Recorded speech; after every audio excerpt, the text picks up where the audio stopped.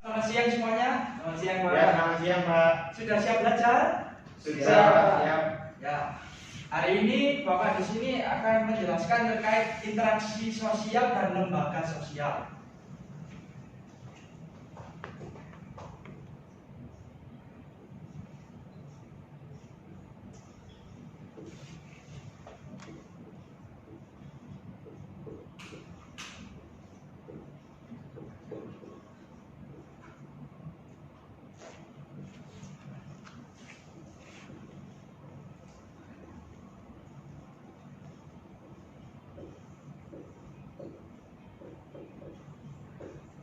Nah, dari kalian semua ini pasti tentunya sudah tahu kan apa itu interaksi sosial. Iya Pak, tahu Pak. Aku pengen tahu siapa yang di sini mengerti mengenai definisi interaksi sosial itu. Saya Pak, mencoba Pak. Ya, Menurut saya interaksi sosial adalah hubungan timbal balik antar manusia, baik dengan sesama manusia atau dengan lingkungannya Pak. ya benar. Mungkin yang lain ada yang mau menambahi atau punya pendapat yang berbeda? Sudah, sama ya. Oke, di sini interaksi sosial adalah hubungan timbal balik antara individu dengan individu maupun kelompok atau kelompok dengan kelompok. Jadi seperti pada pagi hari ini Bapak menerangkan, ini juga termasuk interaksi sosial yang dimana nanti Bapak akan memberikan hubungan timbal balik antara Bapak dan kepada kalian semua. Sedangkan di sini menurut Surjono Sukanto, interaksi sosial yaitu hubungan-hubungan sosial yang dinamis yang menyangkut hubungan antara orang per orang, antara orang dengan kelompok atau kelompok dengan kelompok. Selanjutnya, ciri-ciri interaksi sosial. Yang pertama itu ada pelaku dengan jumlah lebih dari satu orang, dan yang kedua ada komunikasi antar pelaku dengan menggunakan simbol-simbol. Yang ketiga ada dimensi waktu, masa lampau, masa kini, dan masa mendatang yang menentukan sifat aksi yang sedang berlangsung. Dan yang terakhir keempat, tujuan-tujuan tertentu. Untuk dari ciri-ciri interaksi sosial ini ada yang mau ditanyakan?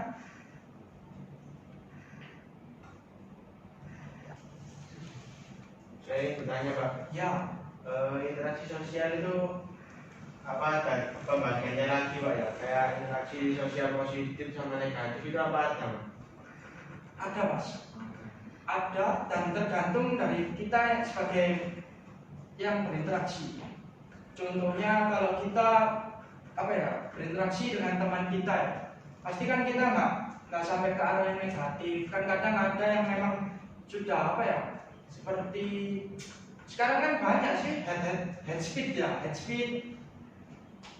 yang biasanya kalau kita di Instagram komen jahat itu ya juga termasuk interaksi Mas, meskipun nggak secara langsung, tapi kan melewat menggunakan aplikasi itu ya juga termasuk interaksi juga, meskipun ya itu tadi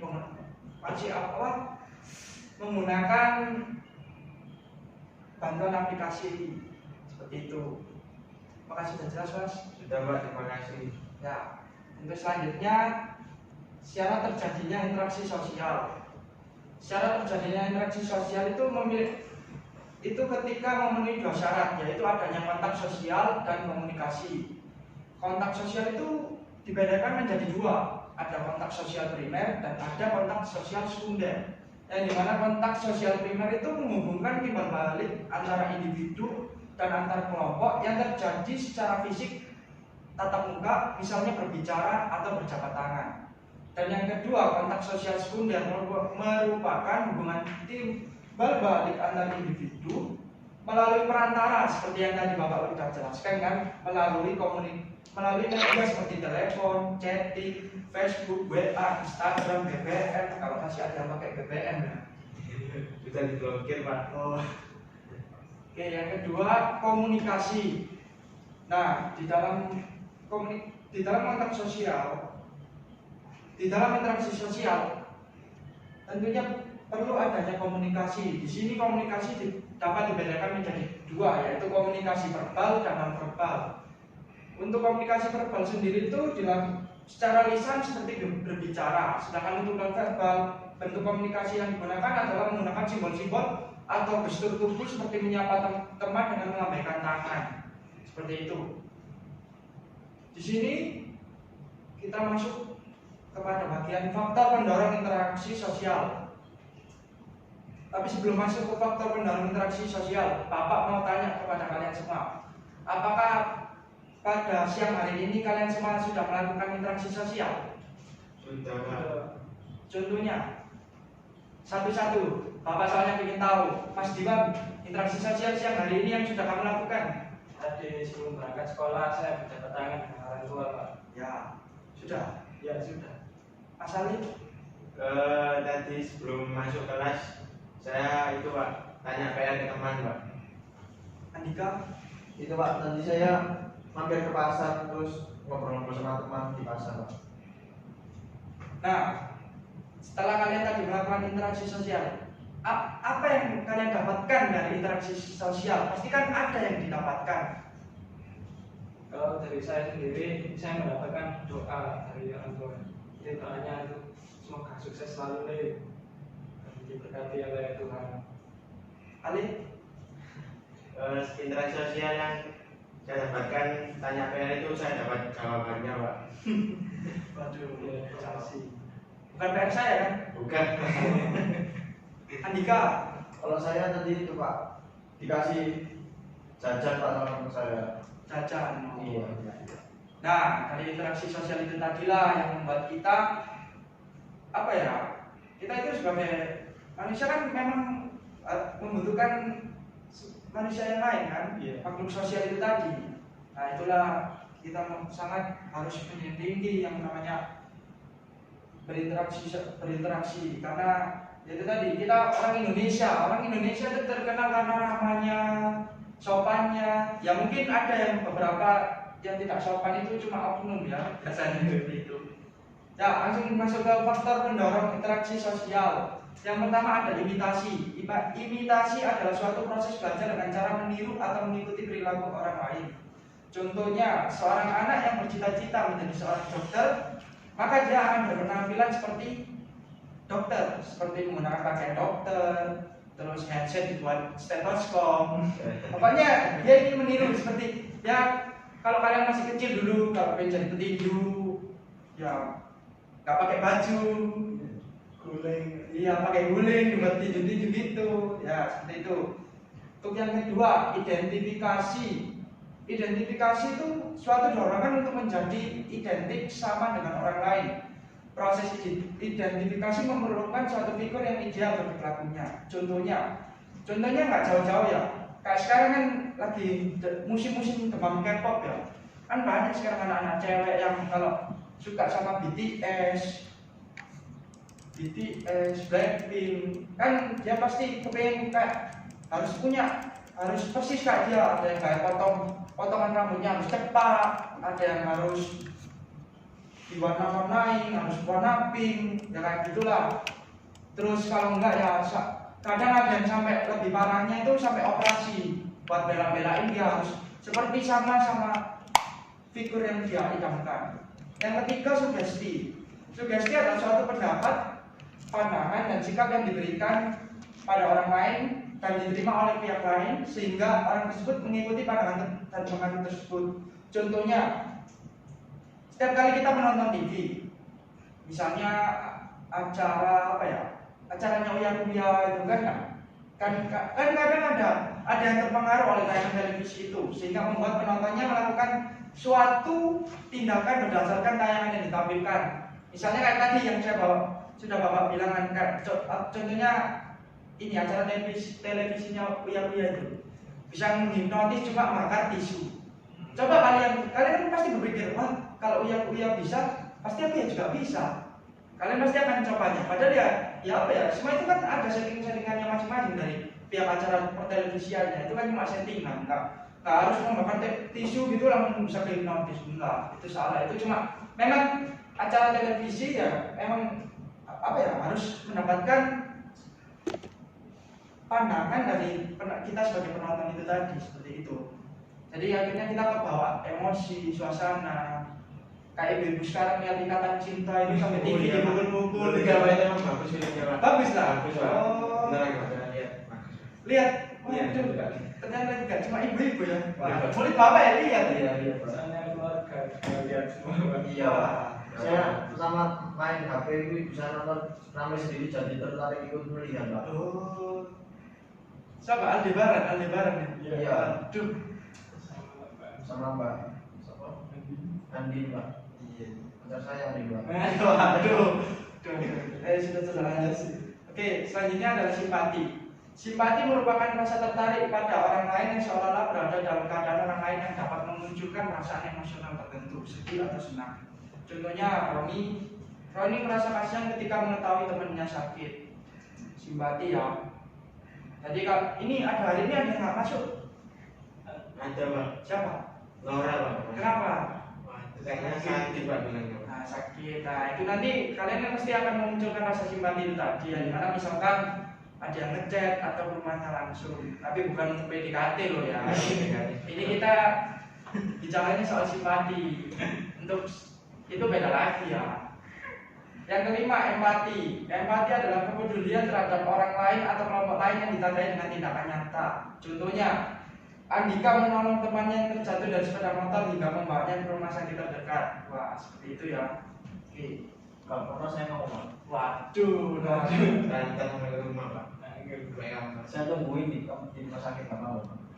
Iya. Saya nanti sampai Oke, selanjutnya kita masuk ke lembaga sosial. Apa sih lembaga sosial itu? Mungkin kalian di sini ada yang tahu lembaga sosial itu apa? Lembaga yang bergerak di bidang sosial. Ya, benar. Mungkin ada tambahan lagi? lembaga sosial adalah satu saya Andika Supriyadi nomor NIM-nya ini absennya 13. Ya. Terus. Nah, Absen 12 dari Pak atasnya, Pak. oh iya 12 ini Andika Supriyadi. Ya, berarti itu menurut saya lembaga sosial adalah kumpulan atau sistematika sistem orang yang memiliki struktur dan tujuan untuk masing-masing, Pak. Contohnya seperti keluarga itu juga keluarga lembaga Ya, sosial. benar. Jadi adalah sebuah sistematis bahwa kumpulan orang yang memiliki sistematis untuk memiliki tujuan tertentu, Pak. Ya, benar. Bagus. Tepuk tangan buat Mas Diwan dan Mas Andika ya. Nah, di sini pengertian lembaga sosial menurut Kunchara Ningrat adalah lembaga sosial adalah sistem tata kelakuan dan hubungan yang didirikan untuk memenuhi kebutuhan manusia. Dan seperti yang sudah dijelaskan Mas Andika tadi, kalau lembaga sosial yang pertama dan utama adalah keluarga. Di sini lembaga sosial juga memiliki karakteristik. Yang pertama memiliki simbol sendiri sebagai tanda kekhasan atau ciri khusus lembaga. Yang kedua memiliki tata tertib dan tradisi sebagai panutan secara tertulis maupun tidak tertulis oleh anggotanya ketika usianya lebih lama, sehingga terjadi perwarisan dari generasi ke generasi. Yang keempat memiliki ideologi atau sistem gagasan mendasar. Yang kelima memiliki alat kelengkapan untuk mewujudkan tujuan lembaga. Keenam terakhir memiliki tingkat kekebalan atau daya tahan. Selanjutnya kita akan membahas mengenai lembaga keluarga. Keluarga disebut sebagai lembaga karena dalam keluarga terdapat aturan-aturan yang harus dipatuhi oleh seluruh anggota. Seperti yang Bapak sudah jelaskan tadi, kalau lembaga keluarga ini adalah lembaga yang pertama dan utama, yang memiliki fungsi seperti fungsi reproduksi, fungsi sosialisasi, fungsi afeksi, fungsi ekonomi, fungsi pengawasan sosial, fungsi proteksi, fungsi pemberian status. Nah, Bapak mau bertanya kepada kalian semua ya, yang di sini terkait lembaga keluarga. Pasti keluarga kalian punya peraturan sendiri kan di dalam keluarga kalian. Iya Pak. Ya, Pak. Ya, ada. Ada. Oke, Bapak mulai dulu ya. Kalau di peraturan keluarga Bapak ya, setiap masuk ke dalam rumah itu harus lepas sepatu. Jadi nggak boleh ada yang pakai sepatu ataupun sendal di dalam rumah. Itu kalau Bapak ya. Mungkin dari kalian bertiga, aku ingin tahu peraturan keluarga apa yang ada di keluarga kalian. Dari Mas Andika dulu. Peraturannya kalau pulang tidak boleh malam-malam, Pak. Ya, Jam 9 minimal maksimal jam 9 sudah di rumah. sudah. Ya. Mas Ali? Kalau di keluarga saya itu ada aturan kalau waktunya jam belajar itu nggak boleh HP-an Pak. Waktunya jam belajar nggak boleh HP-an. Iya Pak, jadi HP-nya ditaruh Pak. Mas Diwa? Kalau di keluarga saya itu lebih ke arah agamis Pak. Jadi melaksanakan ibadah itu juga ditekankan. Kalau seandainya tidak melakukan ibadah, pasti nanti akan diberi hukuman dan sanksi. Sanksinya biasanya apa, Mas? Biasanya sih bisa bersih-bersih atau puasa itu bisa. Jadi berupa ibadah juga. Iya, bagus.